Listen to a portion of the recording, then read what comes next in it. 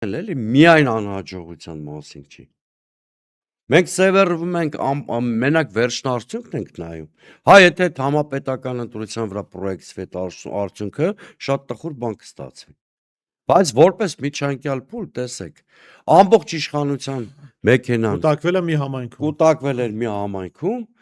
Համապետականի ժամանակ որից 70 հատ կա հանրապետություն եւ մի հատ միլիոնանոց համայնք։ նոմինալ ընդդիմության այդ ընդդիմության առաջի համարի տակ գնացող մարդը Սևակ Խաչատրյան չէ՞ կարծեմ։ Առանձնապես մեծ ճանաչում հանրապետական մասշտաբով չուներ,